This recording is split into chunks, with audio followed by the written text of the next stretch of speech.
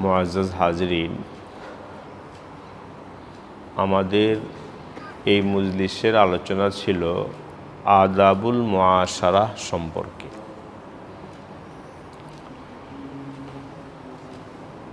সমাজ জীবন, সংঘবদ্ধ জীবনের নীতিমালা সম্পর্কে।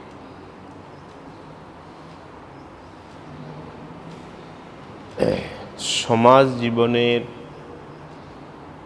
সংঘবদ্ধ জীবনের, যৌথ জীবনের শান্তি নিরাপত্তা নির্ভর করে পরস্পরের হক আদায় করার উপর।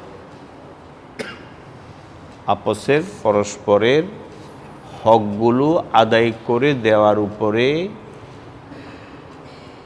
সংঘবদ্ধ জীবনের শান্তি নির্ভর করে, নিরাপত্তা নির্ভর করে।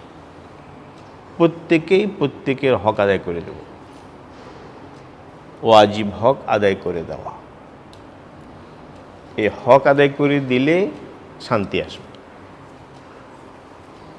আপসের সম্পর্ক ভালো থাকবে, নিরাপত্তা আসবে। এই হকগুলো আদায় করা ওয়াজিব, ফরজ। এই হক আদায় না করলে ওই ব্যক্তি কামিল মুসলমান না। যে পরস্পরের হক আদায় করে না সে কামিল মুসলমানও না। কামিল মুসলমান সে যে পরস্পরের হক যথাযথ আদায় করে। আর এই হকগুলো আদায় করা এমন ওয়াজিব, এমন গুরুত্বপূর্ণ, এমন ওয়াজিব যে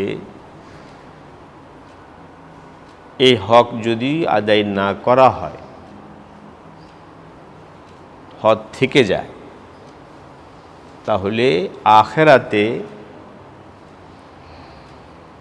নেকি নেকামল দিয়ে হকটা পরিশোধ করতে হবে। মারাত্মক। আমার হক পাওনা রয়ে গেছে, বিবির হক আমি দিই নেই, বিবি স্বামীর হক দেয়নি, রয়ে গেছে।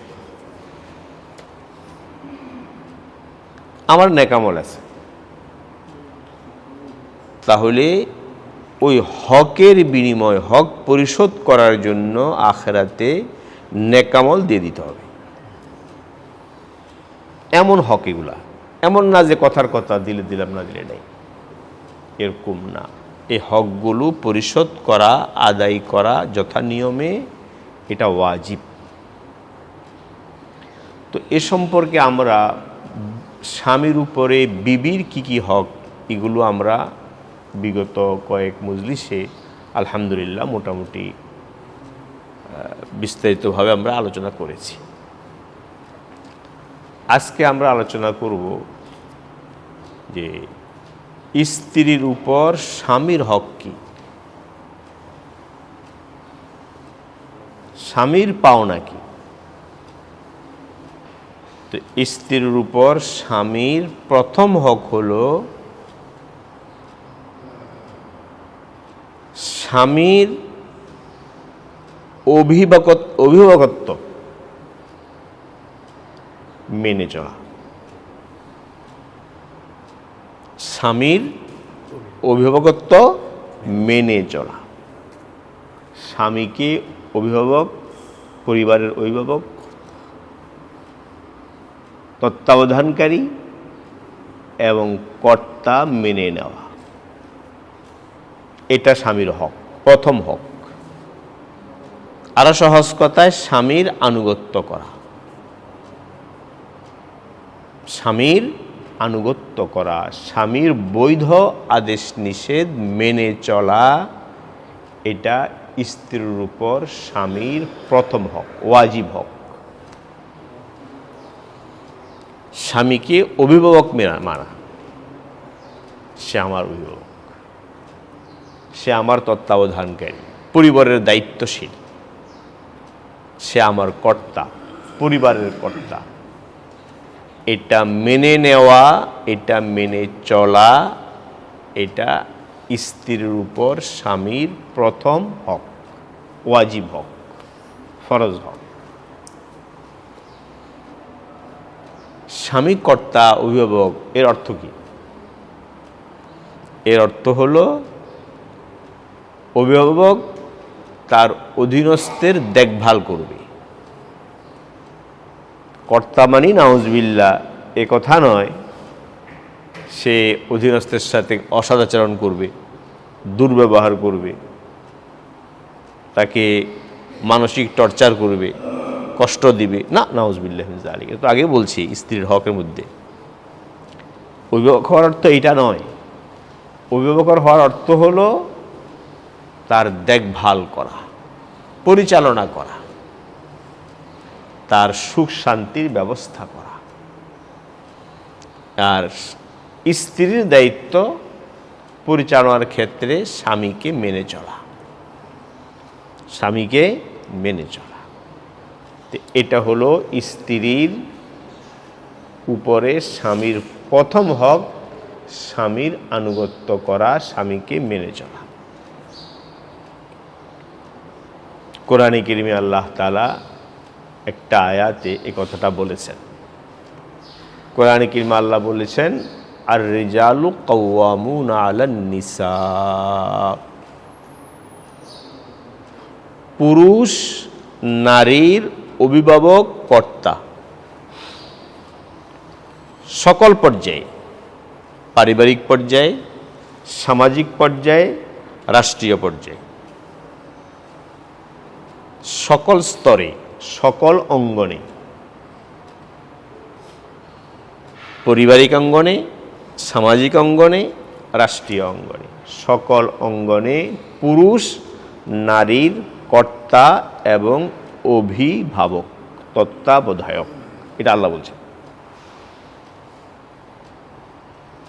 আল্লাহ তাআলা স্বামীকে, পুরুষকে নারীর কর্তা বানিয়েছেন। কেন বানিয়েছেন? তার কারণ আল্লাহ বলছেন। আল্লাহ কোরআনে বলছেন, বিমা ফাদ্দালাল্লাহু বা'দাহুম আলা বা'যিন ওয়া বিমা আনফাকু মিন আমওয়ালিহিম। দুটো কারণ বলছেন।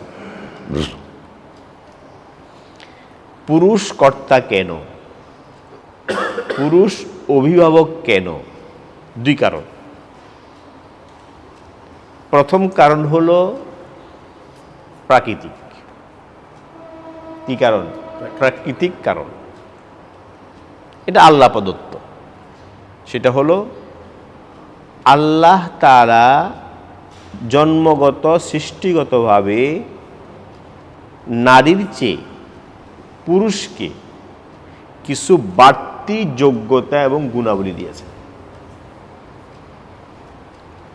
কথা বুঝতে পারতেছেন? আল্লাহ তাআলা জন্মগত, সৃষ্টিগত, কার কোনো হাত নেই। আল্লাহ জন্মগত, সৃষ্টিগতভাবে নারীর তুলনায় পুরুষকে কিছু বাড়তি কি দিয়েছেন? গুণ দিয়েছেন। গুণ, বাড়তি কিছু গুণ, যোগ্যতা দিয়েছেন। ওই বাড়তি যোগ্যতা, গুণের কারণে পুরুষ কর্তা হওয়ার যোগ্য, অভিভাবক হওয়ার যোগ্য। কি বাড়তি গুণ দিয়েছেন? এটা আমরা একটু চিন্তা করলে বুঝব।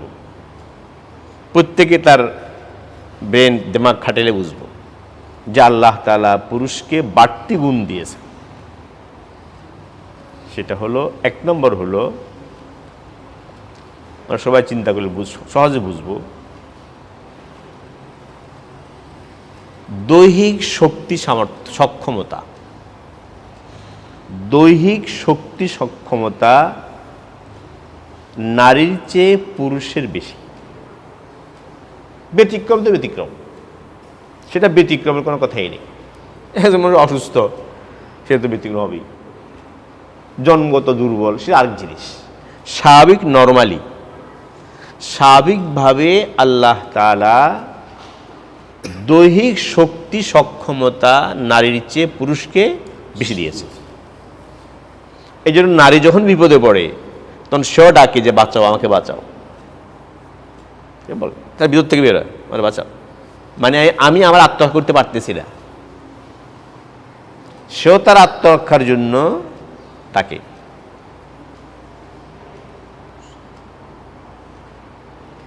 এই জন্য দুনিয়াতে যত শক্তির কাজ আছে, ঝুঁকির কাজ আছে, শক্তির কাজ, ঝুঁকির কাজ, সব শক্তি এবং ঝুঁকির কাজগুলো পুরুষ করে, এখনো করে কিনা। যেখানে শক্তি প্রয়োজন, ঝুঁকি আছে, জীবনের ঝুঁকি, এই ঝুঁকিপূর্ণ কাজ, শক্তি প্রয়োগ করতে হবে, এই ধরনের কাজ সব পুরুষের দায়িত্বে। এর একটা বড় জিনিস কোরআন কি আল্লাহ বলছেন, বাসতাতান ফিল জিস ইলমি ওয়াল জিসম। নেতা কে হবে? যার এলমও বেশি, দৈহিক শক্তিও কি বেশি। এক নম্বর হলো এইটা যে স্বাভাবিক আল্লাহ তাআলা নারীর চেয়ে পুরুষের দৈহিক শক্তির সক্ষমতা বেশি রেখেছেন। এবং এটা খেয়াল করে দেখে বুঝেই যায়। এবং যে কোনো বিপদে আপদে, প্রতিকূল পরিস্থিতিতে, বিপদে, বলা মুসিবতে, বিপদে আপদে, প্রতিকূল পরিস্থিতিতে একজন পুরুষ মানসিক যে শক্তি পায়, এবং মানসিক যে শক্তির মাধ্যমে সে অটল অবিচল থাকে, এটা পুরুষের বেশি। বিপদ আপদে, প্রতিকূল পরিস্থিতিতে অটল অবিচল থাকার মানসিক শক্তি নারীর চেয়ে পুরুষের বেশি। বিপদে, বলা মুসিবতে, কঠিন পরিস্থিতিতে, সংকটে, প্রতিকূল পরিস্থিতিতে অটল থাকা, সঠিক সিদ্ধান্ত নেওয়া, অটল থাকা, অবিচল থাকা, দৃঢ়পথ থাকার জন্য যে মানসিক শক্তির দরকার, এই মানসিক শক্তি আল্লাহ তাআলা নারীর চেয়ে পুরুষকে বেশি দিয়েছেন। বুঝেন না কথাটা? এটা দ্বিতীয় কারণ। এটা একদম বাস্তব, 100% বাস্তব। এই কারণে আল্লাহ তাআলা পুরুষকে কর্তা বানিয়েছেন। ওই যে আগেও আমি গত আলোচনা মানে বলেছি, এই যে আমাদের যে টাউন সার্ভিস গাড়িতে লেখে যে 5 সিট নারী পুরুষ কিসের জন্য? নারী শিশু প্রতিবন্ধীর জন্য সংরক্ষিত।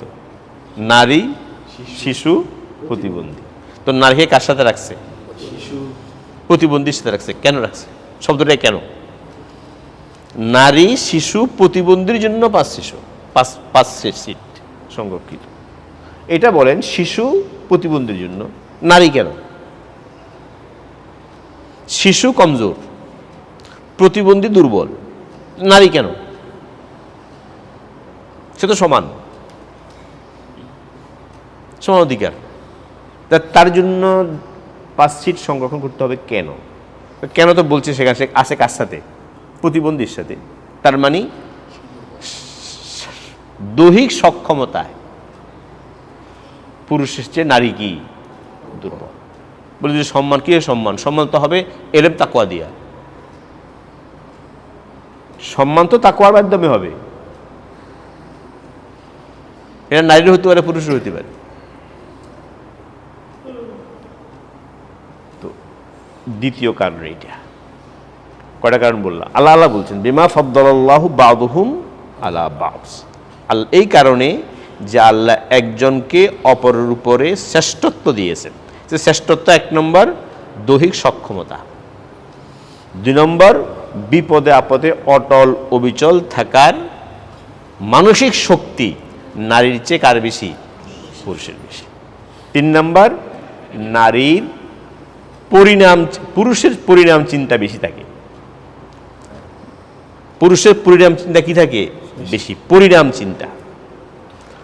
পুরুষ আবেগ তাড়িত হয় কম, নারী পুরুষের চেয়ে বেশি আবেগ তাড়িত হয়, আবেগে এসে যায়। এই জন্য নারীকে পটানো সহজ, বোঝানো সহজ, নারীরা বুঝে একটা কিছু করে ফেলে। পরিণাম চিন্তা, ভবিষ্যৎ চিন্তা, দূরদর্শিতা, এইটা নারীর চেয়ে কার বেশি? পুরুষের কি বেশি। পুরুষ আবেগে বেশি চলে, পুরুষের আকল প্রধান। এই জন্য পুরুষের আকলের গভীরতা এবং আকলের ব্যাপ্তি নারীর চেয়ে পুরুষের বেশি। বুঝলেন না কথাটা? কি আকল? আকল, আকল, বিবেক, বুদ্ধি, আকলের গভীরতা এবং ব্যাপকতা, ব্যাপ্তি, এটা পুরুষের বেশি। নারীরও আছে, এটা না যে নারী আকল নেই, অবশ্যই আছে, কিন্তু গভীরতা কার বেশি? পুরুষের বেশি। তুলনামূলকভাবে স্বাভাবিক নরমালি পুরুষের কি বেশি। আর নারীর আকলের চেয়ে আবেগ বেশি। বুঝেন নাই? তাদের আকলের চেয়ে কি বেশি? আবেগ বেশি। আবেগ দ্বারা তাড়াতাড়ি আকল আচ্ছন্ন হয়ে যায়। নারীর আবেগে এসে আকল খুব দ্রুত লোপ পেয়ে যায়, পুরুষের কম না। পুরুষের আকলটা গভীর, আকলটা কি গভীর। এই কারণে আল্লাহ তাআলা, এটা জন্মগত কারণ, প্রাকৃতিক কারণ, কারো হাত নাই এখানে, এটা স্রষ্টার। আল্লাহ বানাইছেন দুইটাকে দুইভাবে।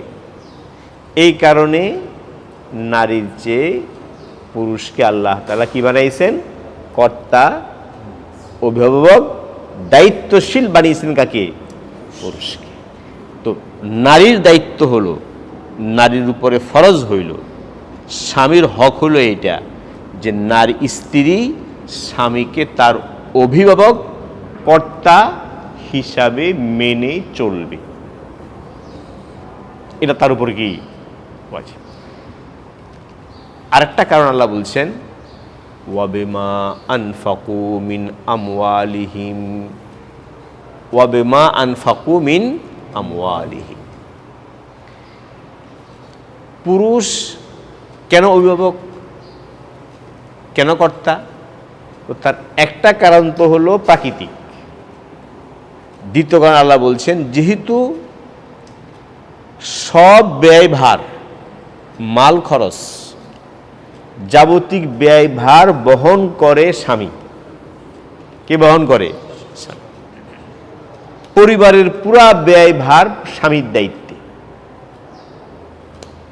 মেয়ে বিয়ের আগ পর্যন্ত, বিয়ে পাত্রস্থ করার আগ পর্যন্ত নারী বাপের দায়িত্বে। তার সব খরচ কার দায়িত্বে? বাপের দায়িত্বে। বিয়ে হওয়ার পরে নারীর সব দায়িত্ব স্বামীর উপর। তার মাহার দেওয়া, খোরপোশ দেওয়া, তাকে আবাসন দেওয়া, থাকার বাড়িঘর দেওয়া, তার আরো যা দরকার প্রসাদন দেওয়া, সব দায়িত্ব মৃত্যু পর্যন্ত কার? তাহলে নারী হিসাবে তার কোনো ব্যয় ভার নেই, ব্যয় খরচ নেই। নারীর সম্পূর্ণ, স্ত্রীর সম্পূর্ণ ব্যয় ভার কার দায়িত্বে? স্বামীর দায়িত্বে। তার নিজেরটাও তার দায়িত্বে, তার সন্তানেরটাও কার দায়িত্বে? স্বামীর দায়িত্বে। সন্তান হলো উভয়ের সন্তান, ছেলে মেয়ে, কিন্তু সন্তানের সব দুধের খরচ, চিকিৎসা খরচ, লালন পালন, প্রতিপালনের খরচ, যত্ন সেবা, সব খরচ কার দায়িত্বে? স্বামীর দায়িত্বে। তো যেহেতু ব্যয়ের দায়িত্ব, ব্যয়ভার সম্পূর্ণ কার? স্বামী। এই কারণে, এই দুই কারণ, কয় কারণ? দুই কারণ। এই দুই কারণে আল্লাহ বলছেন পরিবারের অভিভাবক, পরিবারের কর্তা, দায়িত্বশীল, তত্ত্বাবধানকারী হলো স্বামী। তো স্বামীকে অভিভাবক হিসাবে মেনে চলা, স্বামীর আনুগত্য করা, এটা স্ত্রীর উপরে ওয়াজিব। এখন বুঝছেন স্বামীর প্রথম হক কি? স্বামীর প্রথম হক স্ত্রীর উপরে, স্বামীর প্রথম হক হইল স্বামীকে অভিভাবক হিসাবে মেনে চলা, স্বামীর বৈধ আদেশ নিষেধ হুকুম মেনে চলা, স্বামীর আনুগত্য করা। হ্যাঁ, এটা বৈধ আদেশ নিষেধ হইতে হবে, আদেশ নিষেধটা বৈধ হইতে হবে, শরীয়ত সম্মত হইতে হবে। যে শরীয়ত বিরোধী আদেশ করে সেটা মানবে না, মানা জায়েজও না, সেটা কৌশলে হ্যাকমত করে বুঝিয়া এড়িয়ে যাবে, তাকে বুঝাবে। নামাজ পড়ো না, রোজা রাখবে না, হজ করবে না, পর্দা করবে না, নাউজুবিল্লাহ। স্বামী বলল বেপর্দা হও, তো এগুলো তো অবৈধ হুকুম। এই ধরনের অবৈধ হুকুম মানা কি নেই? হারাম কাজ করতে বলল, স্ত্রীকে বেপর্দা হতে বলল, পরপুরুষ বেগাপুরুষ সাথে অবাধ মিশতে বলল, যে যখন স্ত্রী মিলন হারাম ঋতু অবস্থা, তখন স্ত্রী মিলন করতে চাইল, পিছনের রাস্তা ব্যবহার করতে চাইল, এগুলো হারাম। এগুলো কি করবে না? মানবে না, এগুলো এড়িয়ে চলবে, তাকে বুঝাবে। তো স্বামীর বৈধ আদেশ নিষেধ মেনে চলা, মোবা আদেশ নিষেধ মেনে চলা, এটা স্ত্রীর উপরে কি ওয়াজিব। কথা বুঝতে পারছেন? বাচ্চা কাচ্চা ছেলেরাও আছে এখানে। তো এক নম্বর হলো এইটা, স্ত্রীর উপরে স্বামীর প্রথম হক হলো এইটা, স্বামীর এতাআত করা। কি করা? স্বামীর এতাআত করা, স্বামীর বৈধ আদেশ নিষেধ মেনে চলা, এটা স্ত্রীর উপরে ওয়াজিব। দেখেন, আরেকটা কথা বলি, কারো ভুল বুঝাবুঝি হয়। আল্লাহর কাছে শ্রেষ্ঠ কে? একটা তো হলো দুনিয়াতে অভিভাবক আমার কর্তা, আমার স্বামী, এটা দুনিয়া, দুনিয়ার নিজাম, না হলে নিজাম চলবে না। যেখানেই যৌথ পরিবার, সম্মিলিত সমাজ, সংঘবদ্ধ যৌথ জুটবদ্ধ সমাজ, সেখানে কি লাগবে? একজন বড় লাগবে, লাগবে না? একজন বড় লাগবে, একজন কর্তা লাগবে, বড়কে মেনে চলতে হবে। কেউ বড় হবে না, সমাজ চলবে? চলবে? চলবে না। পরিবার চলবে না, কোনটাই চলবে না। দুজন আছে, দুজনের মধ্যে একজন বড় হইতে হবে। এটাই পৃথিবীর নিয়ম, এটা আল্লাহরও নিয়ম, এটা পৃথিবীর নিয়ম। এটা প্রাচীনকাল থেকে পৃথিবী এভাবে চলে আসছে। যেখানে সম্মিলিত সমাজ, সম্মিলিত জনগোষ্ঠী, সেখানে একজনকে কি করতে হয়? বড় মানতে হয়। এটা ইসলামের শিক্ষা। তো পরিবারের বড় কে? পরিবারের বড় স্বামী পুরুষ, স্ত্রীর অধীন। স্ত্রী বলে আমি বড়, আমাকে তা মেনে চলবা, এটা হবে না। দুজন সমান, এটাও হবে না। সমান হবে কেমনে? সমান হলেও দুনিয়া চলবে না, প্রতিদিন মারামারি হবে, চুলাচুলি হবে, ঝগড়া হবে। সমান না, এগুলো মানতে হবে। বাকি কথা এইটা, স্বামী শ্রেষ্ঠ হওয়া, স্বামী অভিভাবক, এ কথার অর্থ এটা নয় স্বামী শ্রেষ্ঠ। অভিভাবক হওয়া এক কথা, শ্রেষ্ঠ হওয়া আরেক কথা। শ্রেষ্ঠত্বের মানদণ্ড কি? আল্লাহর কাছে শ্রেষ্ঠ কে? আখিরাতে শ্রেষ্ঠ কে? দুনিয়ার দৃষ্টিতে স্বামী অভিভাবক, দায়িত্বশীল, কর্তা, ঠিক আছে, কিন্তু আখিরাতে আল্লাহর কাছে শ্রেষ্ঠ কে? আল্লাহর কাছে শ্রেষ্ঠত্বের মানদণ্ড হলো এলেম এবং তাকওয়া। কয়টা? এলেম এবং তাকওয়া। এই দুটো হলো আল্লাহর কাছে শ্রেষ্ঠত্বের কি মানদণ্ড। এখন যদি আল্লাহ না করুন বিবির তাকওয়া বেশি, বিবির তাকওয়া বেশি, এলেম পরহেজগারি বেশি, দিনদারি বেশি, স্বামীর কম, তাহলে শ্রেষ্ঠ কে? আল্লাহর কাছে শ্রেষ্ঠ স্ত্রী। জান্নাত স্ত্রীর আগে। কথাটা বুঝেন নাই? ওটা হলো দুনিয়ার শৃঙ্খলা, দুনিয়ার নিজাম হলো এইটা, স্বামী অভিভাবক, স্বামীকে মেনে চলো, ঠিক আছে। কিন্তু আল্লাহর কাছে শ্রেষ্ঠ, আল্লাহর দরবারে শ্রেষ্ঠ। হ্যাঁ, ওখানে আল্লাহটা দেখবে না, আপনি অভিভাবক। সেখানে হলো এলেম তাকওয়া কার বেশি, দ্বীনি ইলম, ইলম মানে দ্বীনি ইলম, দ্বীনি ইলম এবং তাকওয়াকে ইন্না আকরামাকুম ইনদাল্লাহি আতকাকুম, সেখানে শ্রেষ্ঠত্বের মাপকাঠি হলো তাকওয়া পরহেজগার। কথা বুঝতে পারছেন? জিনিসটা খুব সুন্দর, খুব ক্যালকুলেট শুনবেন। আপনার বিবিরা আবার হতাশ হবে যে আমাগুলো তো একবার কিছুই দিল না। না, আপনাদেরকে দিয়েছে, দিয়েছেন মানে তাকওয়া অর্জন করেন, আল্লাহর হুকুম মতো চলেন, নেকামল করেন। নেকামল করলে স্ত্রী স্বামীর চেয়ে শ্রেষ্ঠ, আল্লাহর দরবারে শ্রেষ্ঠ, তার মর্যাদা বেশি। তো এক নম্বর কথা হলো এইটা যে আমরা বলতেছি হুকুকুজ জাওজাইন, এটাকে আরবিতে বলে কি? হুকুকুজ জাওজাইন, স্বামী স্ত্রীর হক। তো স্ত্রীর হকগুলো আমরা বলছি আগে, আজকে থেকে বলছি, আমরা আলোচনা করছি স্বামীর হক।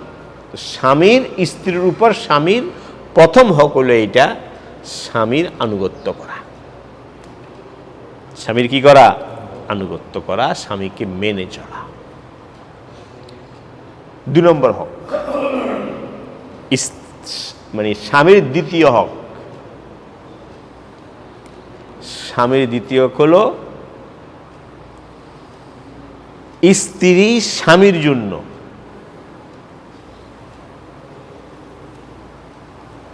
স্বামীর উদ্দেশ্যে স্ত্রী সাজগোজ করা। কি করা? সাজগোজ করা, সেজে গুজে চলা, পরিষ্কার পরিচ্ছন্ন পরিপাটি হয়ে থাকা। দেখেন, কিছু মনে করবেন না, এটা শরীয়তের কথা, এটা শরীয়তের কথা। এটা না হলে দাম্পত্য জীবন সুখী হবে না। স্ত্রী সেজে গুজে থাকা স্বামীর উদ্দেশ্যে। আমাকে তো হচ্ছে উল্টা, বাইরে যাওয়ার সময় কি যত সাজগোজ দরকার, আরো যত কিছু দরকার সব বাহিরে, পরপুরুষকে সে দেখাবে।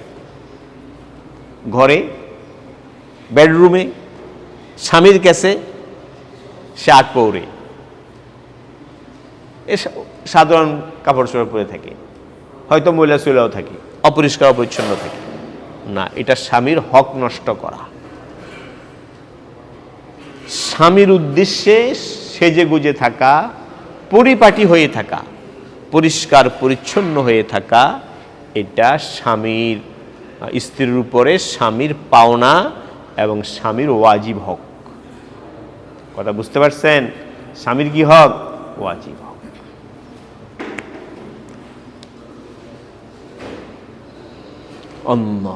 স্বামী যেটা পছন্দ করে, যে পোশাক পরতে পছন্দ করে, যে ধরনের সুন্দর পোশাক, ভালো পোশাক, এটা পরত স্বামীর কাছে। বা যখন কাজ করা তখন এক পোশাক, যখন কাজ করবে না, যেটা স্বামী যখন বাইরে গেছে এক পোশাক পরলো, স্বামী যখন ঘরে আসে ভিন্ন পোশাক পরবে। এগুলা বলবেন স্ত্রীদেরকে, ছোট জিনিস না এগুলা। স্বামী যখন কর্মস্থলে গেছে, স্ত্রীর ভিতরে কাজে থাকবে, তার ঠিক আছে, তার 8 পরে পোশাক পরলো। যখন স্বামী আসবে অফিস শেষে, তার আগে স্ত্রী স্বামীর উদ্দেশ্যে সেজে গুজে পরিপাটি হয়ে পরিষ্কার পরিচ্ছন্ন হয়ে থাকবে এবং স্বামীর উদ্দেশ্যে হাসি মুখ থাকা। কি থাকা? হাসি মুখ থাকা। গোমরা মুখ হয়ে থাকা, হাঁড়ি মুখ বলে না বাংলায়, হাঁড়ি মুখ হয়ে থাকা, কালা হয়ে থাকে, হাঁড়ি মুখ, ভুতুমের মতো, পেঁচার মতো ফুলে থাকা, এটা স্বামীর হক নষ্ট করা। সেজে গুজে থাকা, পরিপাটি হয়ে থাকা এবং হাসি মুখ থাকা। বিশেষ করে স্বামী যখন কর্মক্লান্ত, বাহির থেকে আসছে ক্লান্ত, এই মুহূর্তে দরজা খুলবে, হাসি মুখে স্বামীকে গ্রহণ করবে, মুস্কি হেসে দিয়ে। এটা হক। স্ত্রীর উপরে স্বামীর পাওনা কি? হক। এমনিতে নবী সাল্লাল্লাহু আলাইহি ওয়াসাল্লাম বলছেন মুস্কি হাসা সুন্নত। কি হাসা? মুস্কি হাসা। একটু মুস্কি হেসে দিয়ে কথা বলা। সাহাবী যখন সালাম হয়, সালাম, তো সালামের মধ্যে মুস্কি হাসি দিয়ে সালাম দেওয়া, সালামের জবাব দেওয়া সুন্নত। মুস্কি হাসি তো বুঝেন, আওয়াজ হবে না, দাঁতও হয়তো দেখা যাবে না, কিন্তু একটু হাতটা ফিক করে হেসে দেওয়া, একটু হেসে দিলাম, বুঝলি যে হাসছে। এই মুস্কি হেসে দিয়ে সালাম দেওয়া, সালামের জবাব দেওয়া, এটা সুন্নাত। বিবিও স্বামীরা ওয়াজিব হোক এটা, যে স্ত্রী স্বামীকে হাসি মুখে বরণ করবে। যখন স্বামী ঘরের বাহির থেকে আসবে কর্মক্লান্ত হয়ে, তো স্ত্রীর দায়িত্ব এটা স্বামীকে হেসে মুখে মুস্কি হেসে দিয়ে সালাম দিয়ে বরণ করবে, তার কাছ থেকে তার হাতের যে বোঝা টেনে নেবে। তো স্বামীর দ্বিতীয় হক বলছিলাম, 2 নম্বর হক। 2 নম্বর হক কি বলছি? স্বামীর উদ্দেশ্যে সেজে গুজে থাকা, পরিপাটি হয়ে থাকা এবং হাসি মুখ থাকা স্বামীর উদ্দেশ্যে, এটা স্বামীর স্ত্রীর উপরে স্বামীর ওয়াজিব হক। অনেক মেয়ে আছে এই ক্ষেত্রে স্বামীর সাথে মহিলাসুরা থাকে, স্বামীটা অপছন্দ করে, দাম্পত্য কলহ হয়, কত বড় খারাপ কথা। আর সে যখন বাইরে যাবে, এখন সে কি তার এটা সেটা। আর বিশেষ করে মেয়েদের বাইরে যাওয়ার সময় তো এমন কোনো প্রসাধন যেটার গ্রাম ছড়ায়। 2 ধরনের প্রসাধন আছে, একটা শুধু রংচং, আর একটা হলো গ্রাম, সুগন্ধি ছড়ায়। হাদিস শরীফে নবীজি বলছেন, পুরুষের প্রসাধন হলো সুগন্ধি, যেটা গ্রাম ছড়া, রংচং হবে না। মেহেন্দি পুরুষের লাগানো মাকরু, মেহেন্দি লাগাবে মেয়ে হাতেও লাগাবে, পায়েও লাগাবে, কোনো সমস্যা নেই, পায়েও লাগাতে পারবে মেহেন্দি, সুন্নত। মেয়েদের প্রসাধন হলো রংচং, আর পুরুষের প্রসাধন হইল যেটা গ্রান ছড়ায়, দেখা যাবে না কিন্তু গ্রান ছড়াচ্ছে। এখন হয়ে গেছে উল্টা। আর মেয়েরা বাইরে যাওয়ার সময় এমন কোনো প্রসাধন ব্যবহার করা যেটা সুগন্ধি ছড়ায়, এটা নিষেধ করছেন। এটা পরপুরুষকে প্রলুব্ধ করা। হ্যাঁ, স্বামীর কাছে সেখানে সে করবে, সেন্ট ব্যবহার করবে, সুগন্ধি ব্যবহার করবে, স্বামীর উদ্দেশ্যে পরিপাটি হয়ে থাকবে, পরিষ্কার পরিচ্ছন্ন হয়ে থাকবে। এটা স্বামীর পাওনা হক, ওয়াজিব হক। আর একটু বলি, উল্টোটাও বলি, সেটাও আছে। আব্দুল্লাহ আব্বাস কোরআন শরীফে আল্লাহ বলছেন, হুন্না লিবাসুল লাকুম ওয়া আনতুম লিবাসুল লাহুন্না। স্ত্রী তোমাদের পোশাক, তোমরা স্ত্রীর পোশাক। উভয় উভয়ের কি পোশাক, কোরআনে আল্লাহ বলছেন। ইবনে আব্বাস রাদিয়াল্লাহু তাআলা আনহু সাহাবী, তিনি বলছেন, আমার স্ত্রী যেমন, আমি যেমন পছন্দ করি আমার স্ত্রী আমার উদ্দেশ্যে সেজে গুজে থাকুক, তো আমার স্ত্রীও পছন্দ করে স্বামী কি করে থাকুক, সেজে থাকুক। স্বামীর দায়িত্ব এটা, ঘরে স্ত্রীর সামনে ঘরে পরিষ্কার পরিচ্ছন্ন থাকা, এটাও স্ত্রীর পাওনা। স্বামী যদি অপরিষ্কার থাকে, অপরিচ্ছন্ন থাকে, তো স্ত্রী খারাপ লাগবে না? সেখানে স্বামীরও উচিত স্ত্রীর সামনে পরিষ্কার পরিচ্ছন্ন থাকা, পরিপাটি থাকা, কোনো দুর্গন্ধ যেন না থাকে। স্বামীর মুখে যদি দুর্গন্ধ হয়, সিগারেট খায়, বোতল গন্ধ তো বের হবে। স্বামীরও উচিত মুখ, চোখ, নাক এগুলো পরিষ্কার পরিচ্ছন্ন, যেন ময়লা না থাকে। এটা দাম্পত্য জীবন সুন্দর হয়, সুখী হয়। এটা হলো দ্বিতীয় হক স্বামীর স্ত্রীর উপরে, যে স্বামী স্ত্রীর জন্য কি থাকবে, স্ত্রী স্বামীর জন্য পরিপাটি থাকবে, সেজে গুজে থাকবে। এটা স্ত্রীর কি, স্বামীর হক। 3 নম্বর হক হলো আল্লাহ, স্বামী যদি স্ত্রীকে বিছানায় ডাকে, বেডরুমে ডাকে, বিছানায় ডাকে, বেডে ডাকে, তার যৌব চাহিদা পুরা করার জন্য, তো এই ডাকে সাড়া দেওয়া স্ত্রীর উপরে ওয়াজিব। স্ত্রীর উপর কি ওয়াজিব? নবীজি হাদিস শরীফে বলছেন, আল্লাহু আকবার, কত সুন্দর কথা নবীজি দাম্পত্য জীবনে শিক্ষা দিয়েছেন। হাদিস শরীফে বলেছেন, যদি স্বামী স্ত্রীকে বিছানায় ডাকে আর স্ত্রী ডাকে সাড়া না দেয়, কোনো ওজরও নেই, সাড়া দিল না, আর সাড়া না দেওয়ার কারণে স্বামী তার প্রতি অসন্তুষ্ট, তাহলে প্রভাত পর্যন্ত, রাতভর প্রভাত পর্যন্ত ফেরেশতারা ওই স্ত্রীকে লানত করে, অভিশাপ দেয়। এবং যেহেতু স্বামী যেহেতু অসন্তুষ্ট স্ত্রীর প্রতি, ডাকে সাড়া দেয় নাই, তো আল্লাহ তার প্রতি অসন্তুষ্ট। স্বামীর ডাকে স্ত্রীর সাড়া দেওয়া, বিছনায় যখন ডাকে সাড়া দেওয়া ওয়াজিব। হ্যাঁ, ওজোরের কথা ভিন্ন। কোন ওজোর আছে, ওজোর থাকেই, মেয়েদের প্রতি মাসে ওজোর থাকে, ঋতু থাকে, মাসিক ঋতু থাকে, মাসিকই থাকে যেটাকে আমরা বলি, ওই সময় তো ডাকা জায়েজে নেই, এটা তো নিষেধ। এছাড়াও তো ওজোর থাকতে পারে, স্ত্রীর শারীরিক দুর্বল থাকতে পারে, অসুস্থ থাকতে পারে, এগুলো স্বামীকে বিবেচনা করতে হবে। স্ত্রীর সুস্থতা অসুস্থতা বিবেচনা করতে হবে। হ্যাঁ, যদি স্ত্রীর অসুস্থতা সাময়িক না, স্থায়ী অসুস্থ, ওজরটা কি না সাময়িক না, স্থায়ী ওজর, তার যে স্বামীর সাথে সঙ্গ দিতে পারে না, স্বামীর প্রয়োজন পুরা করতে পারে না, যৌব চাহিদা পুরা করতে পারে না, যদি এমন হয় তো সেটা তো ভিন্ন চিন্তা। সেটার জন্য শরীয়তে বিধান হইল স্বামী অন্য বিবাহ করবে, এবং এক্ষেত্রে স্ত্রীকে বাধা দেবে না, বাধা দেওয়া জায়েজও নেই। বাধা যাচ্ছে কি, প্রয়োজন আমার খাবারের, আপনার কাছ থেকে অনুমতি নেব? এই যে আমাদের দেশে সরকার আইন করছে এত বছর বয়সে করতে হবে, বিয়ে করতে হবে, আগে বিয়ে করলে কি হবে, জেল যাবে, জেল দিবে, বাপের জেলে দিবে, মেয়ে বিয়ে দিলে বাপের জেল, ছেলে বিয়ে করলে ছেলের কি জেল বয়সের আগে। এটা কি, এটা মানবাধিকার লঙ্ঘন না?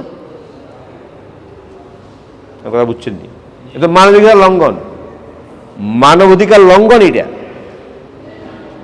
অন্যায় হস্তক্ষেপ। কেন আপনি এটা করবেন? আপনি কে? আমার ক্ষুধা এখন, আপনি বললেন দুদিন পরে খাও, এটা হইল? আপনি কি? আপনি বিয়ে করতে বাধা দিচ্ছেন, 18 আগে বিয়ে হবে না, 20-এর আগে কি হবে না, বিয়ে হবে না, হইলে আপনাকে জেলে দিবে, আপনি বাধা দিচ্ছেন। 20-এর আগে যে ভেঙে যাচ্ছে, ওটা বাধা দেন না কেন? পালাই যাচ্ছে যে দুজন, ওটা বাধা দেন না কেন? প্রয়োজন, ব্যক্তি প্রয়োজন, কার কখন প্রয়োজন আপনি জানেন? প্রত্যেক প্রয়োজন সময় কি সমান? প্রত্যেকের স্বাস্থ্য কি সমান? প্রত্যেকের চাহিদা সমান? তা আপনি কোন যুক্তিতে সময় নির্ধারণ করলেন যে এত এত? কেন, কি প্রয়োজন আপনার? আপনাকে অধিকার দিছে কে? এটা মানবিকার লঙ্ঘন। এটা কথা অন্যদিকে চলে গেলাম। কথা বলতে চাচ্ছিলাম জানি কি, হ্যাঁ, স্ত্রী যদি এরকম হয় যে তার ওজর স্থায়ী ওজর, বেচার নিয়ে হতে পারে মাজুর ওজর, স্বামী কি করবে? স্বামীর প্রয়োজন সে তার চরিত্র রক্ষা করা, তার পবিত্র রক্ষা করা, জোর পবিত্র রক্ষা করা জরুরি না। এক্ষেত্রে স্বামী ভিন্ন বিয়ে করবে, দ্বিতীয় বিয়ে করবে, স্ত্রী থাকবে, তার হক আদায় করবে, বিয়ে করবে। কথা বুঝতে পারছেন? এটাও স্ত্রীর উপরে স্বামীর একটা কি হক। কয়টা হক বললাম আজকে? 3টা। আবার বলছি, 1 নম্বর হক স্ত্রীর উপরে স্বামীর, স্বামীর বৈধ আদেশ নিষেধ মেনে চলা। 2 নম্বর হক স্বামীর উদ্দেশ্যে সেজে গুজে পরিপাটি হয়ে থাকা। 2। 3 নম্বর হক হইল কি, স্বামী যখন বিছানায় ডাকে তার যৌব চাহিদা পূরণের জন্য ওই ডাকে সাড়া দেওয়া, যদি কোনো ওজর না থাকে। 4 নম্বর হক হইল স্বামীর অনুমতি ছাড়া ঘরের বাইরে যাবে না। এটা স্বামীর হক, ঘরের বাইরে যাবে না। স্বামীর অনুমতি ছাড়া ঘরের বাইরে যাবে না, যাওয়া জায়েজ না। অনুমতি 2 ধরনের আছে, একটা প্রত্যক্ষ অনুমতি, একটা পরোক্ষ অনুমতি। প্রত্যেক মুখে বলেই দিছে, ঠিক আছে তুমি বাজার সাজার করো। স্বামীরা ব্যস্ত, সকলে বাজার করবো কি, বাচ্চাকে স্কুলে আনা করবে কি, আছে না অনেকে, কি করবে? তো স্বামী এজত দিয়ে রাখছে, সেটা এটা তো প্রত্যক্ষ এজত, ঠিক আছে যাও। আরেকটা হলো পরোক্ষ এজত। পরোক্ষ এজত মানে এটা বুঝে যায় নিয়মে, ইতরুক আশেপাশে গেলে কি করবে না, স্বামী নারাজ হবে না। একটা ওরফ আছে, নিয়ম আছে, তার বিশেষ ইমার্জেন্সি কোনো প্রয়োজন হয়ে গেছে, একটা জিনিস আর দরকার হয়ে গেছে, একটা ওষুধের দরকার হয়ে গেছে, এখন গেলে স্বামী কি হবে না, নারাজ হবে না। এটা বোঝা যায়, ওরফ আছে না, নিয়ম আছে, ওরফ, প্রথা, নিয়ম। এটা পরোক্ষ এজত। তো স্বামী স্ত্রী স্বামীর এজত ছাড়া বাইরে যাওয়া জায়েজ নেই। হয় প্রত্যক্ষ এজত লাগবে, আর না হয় কি লাগবে, পরোক্ষ এজত লাগবে। যেখানে গেলে স্বামী নারাজ হবে সেখানে স্ত্রীর জন্য স্বামীর অনুমতি ছাড়া যাওয়া জায়েজ নেই, কবিরা গুনাহ। এটাও স্বামীর কি হক, স্বামীর হক। এগুলা বলবেন। এখন তো এখানে স্ত্রীরা কেউ নেই, সব তো পুরুষেরা, কারো বললাম। তা আপনারাই যে বাসায় বলবেন, বলে তোমার কথা মানবো নাকি, শুনাই দিবেন। তাহলে এই যে করতেছি এটা শুনিয়ে দিয়েন অন্তত, যে স্ত্রীর উপরে স্বামীর হক, এটা যে স্বামীর অনুমতি নিয়ে যাবে, অনুমতি দিলে যাবে, না যাবে না। কয় নম্বর হইল? 4। 5 নম্বর হইল, আজকে এটাই 5 নম্বর বলি। 5 নম্বর হক হইল এইটা, স্বামীর ঘরে, স্বামীর ঘরে স্বামীর অনুমতি ছাড়া কাউকে ঢুকতে দেওয়া জায়েজ নেই। স্বামীর ঘরে স্বামীর কি ছাড়া, অনুমতি ছাড়া কাউকে ঢোকার এজত দেওয়া, দেখার জন্য দেওয়া জায়েজ না। সে যেই হোক, পুরুষ হোক, নারী হোক, মাহরাম হোক আর গায়রে মাহরাম হোক, এজত রাখবে। সে এখানেও এজত 2 ধরনের, একটা প্রত্যক্ষ এজত আর একটা কি পরোক্ষ এজত।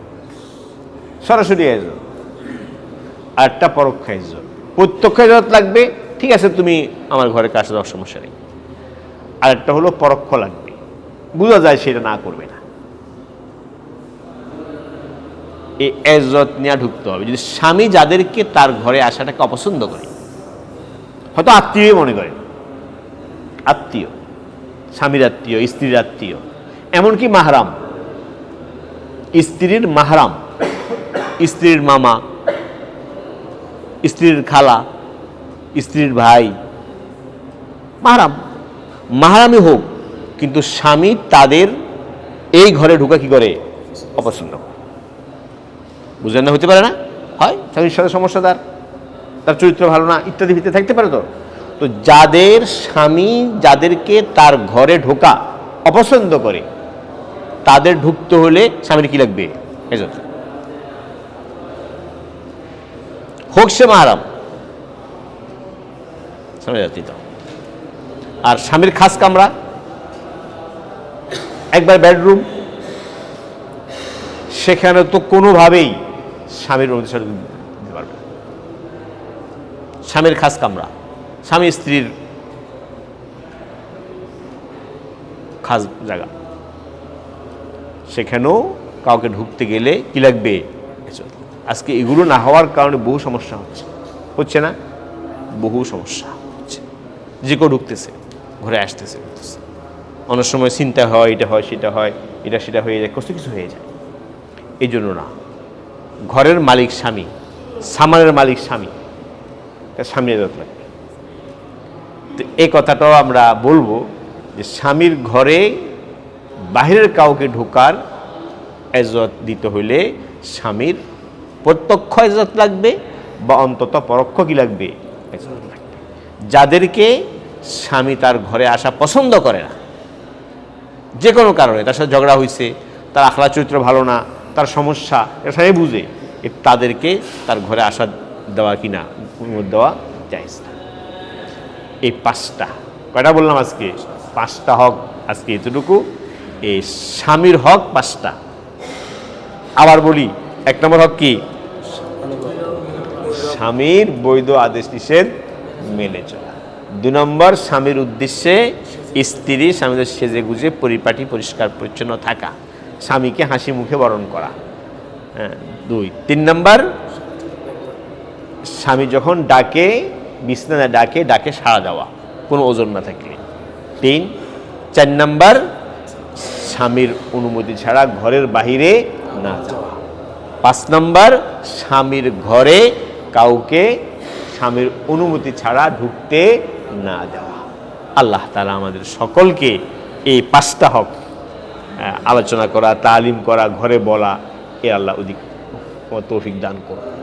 এগুলোর ভিতরে সুখ শান্তি, দাম্পত্য জীবনের সুখ শান্তি এবং নিরাপত্তা। সুখ শান্তি এবং কি নিরাপত্তা। বাকিগুলো ইনশাল্লাহ আল্লাহ তৌফিক দিলে, আর রমজানের পরে এখানে তার হচ্ছে না, রমজানের পরে ইনশাল্লাহ আমরা এই সম্পর্কে বাকি আরও হক আছে, সেগুলো আমরা আলোচনা করব। আরেকটা বিষয় আমরা এখানে সংক্ষেপে বলি এই মজলিসে, সালামের কথা বলছিলাম। সালাম আদবুল মুআশারার একটা অংশ হলো সালাম। তো সালামের একটা পরিশিষ্ট হলো মুসাফা। সালামের শেষে কি দেওয়া? মুসাফা। মুসাফাটা সালামের পরিশিষ্ট। সালাম নাই মুসাফা করলো, এটা কিছু না। সালাম দেয় নাই, হাত জাগাইলো, এটা কি? এটা ফাও কাম। আগে সালাম দিতে হবে, আসসালামু আলাইকুম ওয়া রাহমাতুল্লাহ, এরপরে মুসাফা। মুসাফাটা হলো সালামের পরিশিষ্ট।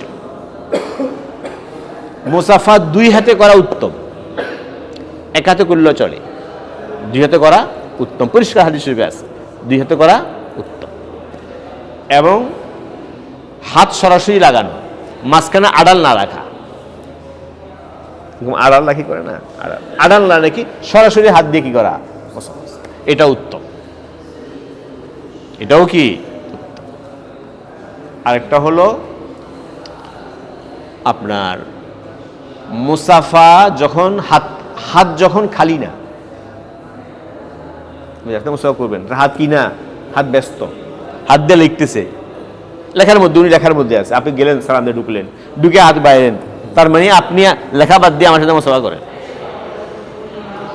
এটা নিষেধ। হাত যখন খালি তখন মুসাফা করবেন। যখন কারো হাত ব্যস্ত, ফারেগ না, তখন তার সাথে মুসাফা করা নিষেধ।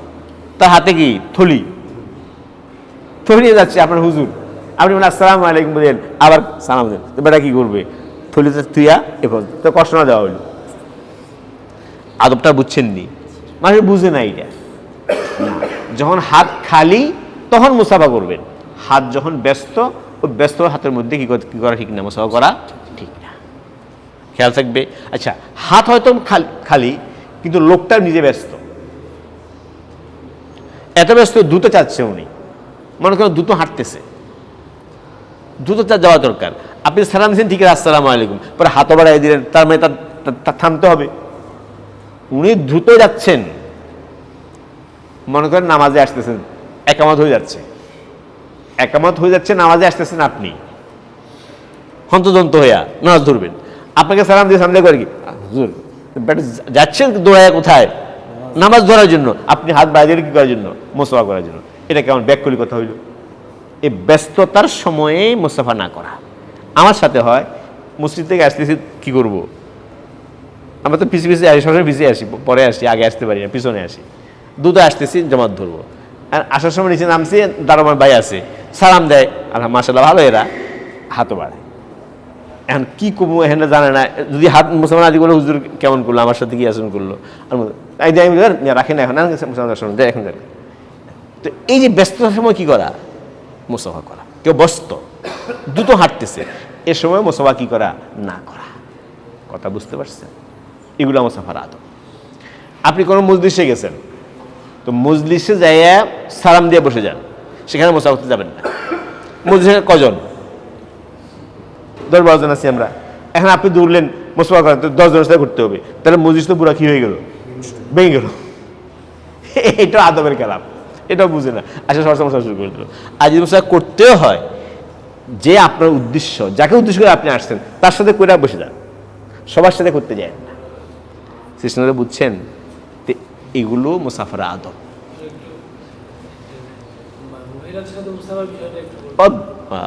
মহিলা গায়ের মাহরামের সাথে মুসাফা করবে না, গায়ের মাহরামের সাথেও করবে না, মাহরামের সাথেও দরকার নেই, শুধু সালাম। হ্যাঁ করা যায়, মুসাফা করা যায়, বাকি গায়ের মাহরামের সাথে মোটেও না। করতে পারবে, মহিলা মহিলা করতে পারবে, মুসাফা করতে পারবে, মোয়ারাহা করতে পারবে, মহিলা মহিলা সমস্যা। তো আল্লাহ তাআলা আমাদেরকে আজকে মসজিদরুকেই আল্লাহ তাআলা আমাদের সকলকে আমল করার তৌফিক দান করুন। সামনে রমজান মুবারক খুব কাছে এসে গেছে, সবাই সবার জন্য দোয়া করি। প্রথমে নিজের জন্য দোয়া করি, সবাই দোয়া করবো ইনশাআল্লাহ। পুরো রমজান মাস দোয়া কবুলের মাস, পুরোটাই দোয়া কবুল, পুরো সময়টাই দোয়া কবুল হয়। বিশেষ করে ইফতারের সময় দোয়া করি, সেহরির সময় দোয়া করি, শেষ রাতে দোয়া করি, 5 ওয়াক্ত ফরজ নামাজের পরে দোয়া করি, চলতে ফিরতে আল্লাহ জিকির করি, এগুলো করি, নিজের জন্য করি, পুরা উম্মতের জন্য দোয়া করি। দোয়া যত আম করবেন তত বেশি কবুল হয়, বুঝছেন কি না? আগে প্রথম দোয়া করবেন ব্যাপক দোয়া সবার জন্য, এরপর নিজের জন্য করবেন। এটা একটা আদব, দোয়ার আদব। প্রথম নিজের থেকে শুরু করবেন না, প্রথম সবার জন্য করেন, সব মুসলমানের জন্য করেন, সব মানুষের জন্য দোয়া করেন। দোয়াকে ব্যাপক দোয়া, ব্যাপকভাবে দোয়া করা। আল্লাহুম্মা ইন্নী আসআলুকা কুল্লা খায়র লিকুল্লি মুসলিম, একটা ছোট দোয়া আছে। আল্লাহুম্মা ইন্নী আসআলুকা কুল্লা খায়র লিকুল্লি মুসলিম, আল্লাহ প্রত্যেক মুসলমানের জন্য আমি সকল কল্যাণ কামনা করি। একটা আমাদের সব এসে গেছে, আল্লাহুম্মা ইন্নী আসআলুকা কুল্লা খায়রিন লিকুল্লি মুসলিম, আল্লাহ প্রত্যেক মুসলমানের জন্য সব কল্যাণের প্রার্থনা। তো এই জন্য দোয়া আম ব্যাপক দোয়া করবেন, সবাই দুনিয়া আখিরাতের সব কল্যাণ চাবেন আল্লাহর কাছে। আল্লাহ তাআলা আমাদের সকলকে তৌফিক দান করুন ইনশাআল্লাহ। রমজানে তো আর আগে আর হবে না, আমাদের রমজানের মজলিসও আমাদের হবে না, যেটা হয় এতেকাফ হবে, আমাদের এতেকাফের আমল আছে। তো যারা পারি, যেখানে পারি এতেকাফ করি। বড় উচ্চ আমল, রমজান মাসের একটা বড় উচ্চ আমল হলো এতেকাফ করা। 10 দিনের সুন্নত মুআক্কাদা এতেকাফ করা খুব ফজিলতের জিনিস। 10 দিন না পারি অত 3 দিন হলেও বা 2 দিন হলেও বা যখন পারি অন্তত দোয়া এতেকাফ করা। যে যেখানে আছে, যে মহল্লা আছে সেখানে করেন। আর যদি সবচেয়ে ভালো হয় এটা কোনো আল্লাহওয়ালা, বিশেষ করে আহলে ইলম আহলে তাকওয়া, দুটো শব্দ খেয়াল রাখবেন, আহলে ইলম আহলে তাকওয়া। আহলে কি বললাম? আহলে ইলম আহলে তাকওয়া, যাদেরকে আল্লাহ তাআলা দ্বীনের গভীর ইলম দান করছেন, গভীর ইলম দান করছেন এবং সাথে সাথে তাকওয়া পরহেজগারি দান করছেন, তাকওয়ার জিন্দেগি গ্রহণ করে। এই 2 সিফাতওয়ালা ওলামা যারা, তাদের সোহবতে যদি আপনি এতেকাফ করতে পারেন, এতেকাফের মর্যাদা কত বেড়ে যাবে, কত শিক্ষা হবে, কত পরিবর্তন আমার জিন্দেগিতে আসবে, এর ফজিলত ফায়দা যে বেইন্তেহা, এটা বলে শেষ করা যাবে না। তো এরকম যদি আল্লাহওয়ালা তৌফিক হয়, নসিব হয়, কোথাও আমাদের দেশে আসে, বিভিন্ন জায়গায় আলহামদুলিল্লাহ, বিভিন্ন জায়গায় বাহির থেকেও আসে, ওলামায়ে কেরাম আসেন, দেশেও আসে, যেখানে সুযোগ হয় সেখানে আপনারা এতেকাফ করেন, অন্য ভাইকে দাওয়াত দেন। আমাদের একটা এতেকাফের ইন্তজাম আছে, আমাদের এই যে এই মৌলবীর টেক জামিয়া নুরিয়া, কি জামিয়াতুন নূর আল ইসলামিয়া মৌলবীর টেক মাদ্রাসা, আমরা গত কয়েক বছর থেকে এতেকাফ করতেছি। যদি আপনাদের সুযোগ হয়, আপনারা চান, আপনারা আপনাদের বন্ধুবান্ধব আমাদের সাথে করতে পারেন। আমাদের ভাই মোহাম্মদ আছে, ভাই ইউসা আছে, ভাই হারুন আছে, ওনাদের সাথে আপনারা যোগাযোগ করবেন, ইনশাআল্লাহ ইন্তজাম হবে এতেকাফের। আল্লাহ আমাদের সকলকে তৌফিক দান করুন, আমিন। ওয়া আখিরু দাওয়ানা আলহামদুলিল্লাহি রাব্বিল আলামিন। আস্তাগফিরুল্লাহ রাব্বি মিন কুল্লি যামবি ওয়া আতুবু ইলাইহি।